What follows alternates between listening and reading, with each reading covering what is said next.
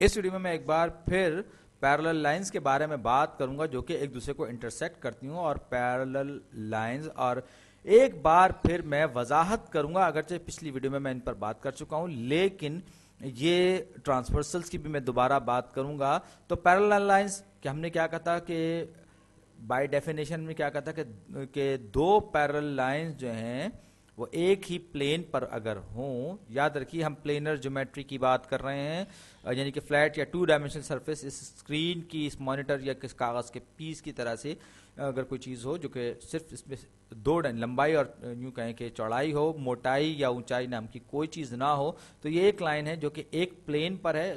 ये प्लेन जो है आप इस कंप्यूटर की स्क्रीन भी समझ सकते हैं, और दूसरी लाइन इससे पैरेलल है। मैं अगरचे इसको परफेक्ट नहीं बना रहा हूं, ये दोनों लाइनें कभी एक दूसरे को इंटरसेक्ट नहीं करेंगी, तो हम कहेंगे कि ये पैरेलल लाइंस है। बिल्कुल जैसे मैंने पिछली वीडियो में ट्रेन की या रेल की पटरियों की मिसाल आपके सामने पेश की थी कि वो आपस में पैरेलल होती हैं। अगर ये दो लाइनें इस तरीके से आपस में एक दूसरे को इंटरसेक्ट कर रही होंगी तो हम ये कहेंगे कि ये आपस में पैरेलल नहीं है। याद रखिएगा, पैरेलल होने के लिए शर्त है कि दो लाइंस जो है वो एक दूसरे को इंटरसेक्ट करें। बाज दफा हम इस तरह से एरो बना के इस चीज को जाहिर करते हैं, जिसका मतलब होता है कि दोनों लाइंस पैरेलल है। अगर एक से दो से ज्यादा लाइनें हो तो हम दो एरोज बना सकते हैं, जिसका मतलब है तीनों की तीनों लाइनें आपस में पैरेलल है। बहरहाल ये अपने अपने तरीके की बात है और वो आपके कन्वेंशन पर बात है। फिलहाल हम सिर्फ दो लाइंस की बात कर रहे हैं। अब तीसरी लाइन जो कि पैरेलल नहीं है, ये इनको काटती हुई आ रही है, काटती हुई गुजर रही है, तो हम इसको कहते हैं ट्रांसवर्सल लाइन।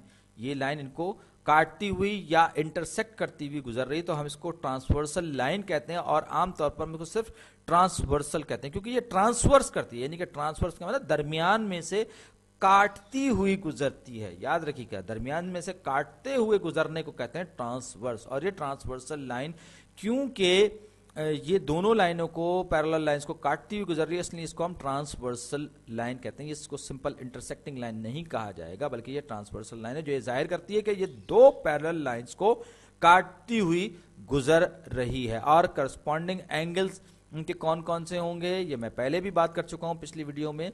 ये इसके दरमियान जो बनने वाला बाहर का जो एंगल है, ये जो मैं येलो लाइन और ये मैजेंटा लाइन का आपस में, या ये पर्पल लाइन का जो आपस में बनने वाला जो है, ये एंगल जो है, ये एंगल ग्रीन में मैंने बनाया है।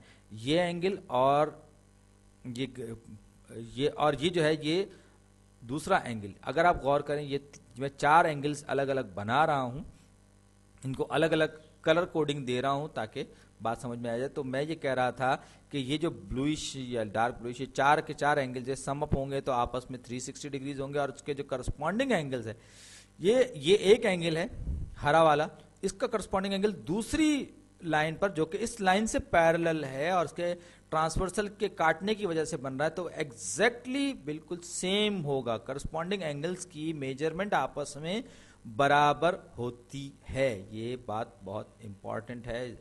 यानी अगर ये 70 डिग्रीज है तो ये भी 70 डिग्रीज होगा। इसी तरीके से अगर हम ये सोचें, आप इसको टूथपिक्स के जरिए भी, आप उनको बड़े टूथपिक्स को या शाशलिक स्टिक्स को आप इस्तेमाल कर सकते हैं इन लाइन का एक छोटा सा एक्सपेरिमेंट करने के लिए। इनको पैरेलल बिठाएं और फिर प्रोट्रैक्टर से मेजरमेंट भी ले लें। बहरहाल ये आप चाहें तो फुर्सत के लम्हात में कर लीजिएगा। ये दो पैरेलल लाइंस हैं, और अगर मैं इनके से एक ट्रांसवर्सल बनाऊं इस तरीके से, देखिए कि ये एंगल अगरचे छोटा बनेगा, ये बहुत छोटा एंगल बनेगा, लेकिन बहरहाल ये दोनों के दोनों एंगल्स हैं, करस्पॉन्डिंग एंगल्स हैं, और ये दोनों के दोनों आपस में बराबर होंगे। यानी कि इनकी क्वांटिटेटिव मेजरमेंट आपस में बराबर होगी। और ये बात प्लेनर ज्योमेट्री के नुक्ता निगाह से, मुस्तवी ज्योमेट्री के नुक्ता निगाह से कर रहा हूं। अब ये जो एंगल है, अगर आप गौर करें, ये वाला एंगल और ये वाला एंगल, ये दोनों आपस में एक दूसरे के करस्पॉन्डिंग एंगल्स हैं, तो इनकी मेजरमेंट भी बराबर होगा। और इसी तरीके से ये वाला जो एंगल है और ये वाला एंगल, ये दोनों आपस में करस्पॉन्डिंग एंगल्स हैं, इनकी भी मेजरमेंट आपस में बराबर होगी।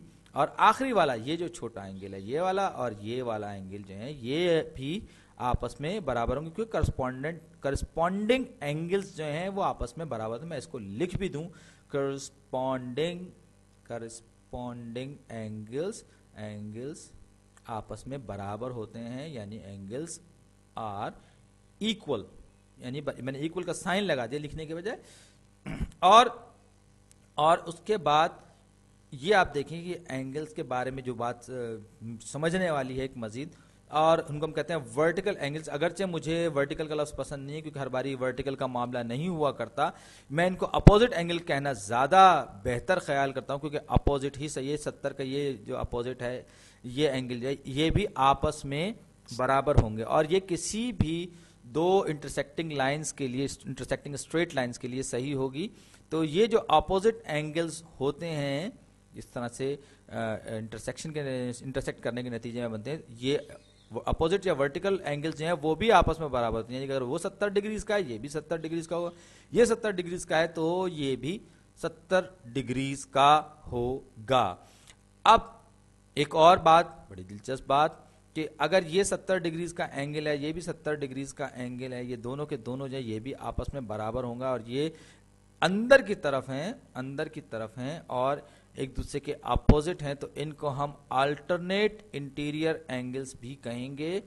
और ये वाला एंगल अगर हम बात करें, ये इसके और इसके दरमियान जो ताल्लुक होगा वो क्या होगा, वो हम इस्तेमाल कर सकते हैं। हमें पता है कि अगर ये दो एंगल्स ऐड होकर 180 डिग्री यानी आधे सर्किल जितने एंगल तय कर लें या जाविया तय कर लें, यानी कि 70 और ये कि ये हरा और ऑरेंज वाला जो एंगल है इनका सम जो है 180 डिग्रीज के बराबर हो, हम कहते हैं कि ये दोनों एंगल्स एक दूसरे के सप्लीमेंट्री एंगल्स हैं। और सप्लीमेंट्री एंगल्स का मतलब ये होता है कि जब इन दोनों एंगल्स को आपस में जमा किया जाएगा तो उसका नतीजा आधे सर्किल के नतीजे की सूरत में जाहिर होगा, यानी 180 डिग्रीज की सूरत में जाहिर होगा। तो 180 में से 70 निकालेंगे तो 110 बचेगा। सप्लीमेंट्री एंगल्स की प्रॉपर्टीज हमने इस्तेमाल करते हुए इसको हमने मालूम कर लिया 110। तो अगर ये 110 है तो फिर हम अपोजिट एंगल्स की प्रॉपर्टी इस्तेमाल करते हैं। हम कहेंगे कि ये दोनों एंगल्स एक दूसरे के अपोजिट है, तो लिहाजा ये वाला एंगल भी 110 होगा। और क्योंकि ये वाला एंगल और ये वाला एंगल एक दूसरे के करस्पॉन्डिंग एंगल्स है, तो ये भी 110 होगा। और इसके अपोजिट एंगल जो है अब आप देख सकते हैं कि ये इसके साथ दूसरे एंगल के साथ जो सप्लीमेंट्री एंगल बना रहा है, और इसका अपोजिट एंगल क्योंकि ये लाइन को के कटने की वजह से बन रहा है, तो लिहाजा अपोजिट एंगल या वर्टिकल एंगल भी 110 डिग्रीज का होगा। तो अब हमने सप्लीमेंट्री की प्रॉपर्टीज और ट्रांसवर्सल लाइंस की प्रॉपर्टीज को इस्तेमाल करते हुए आपने देखा कि हमने इसको मालूम किया। और अगर आप न्यूमेरिकली आपको यकीन ना आए तो आप इन सब चीज़ों को बाकायदा सप्लीमेंट्री प्रॉपर्टीज इस्तेमाल करते हुए कैलकुलेट कर सकते हैं अपने हाथ से। और अगली वीडियोस में मैं कुछ और प्रॉब्लम्स करने की कोशिश करूंगा जिनका ताल्लुक एंगल्स से होगा।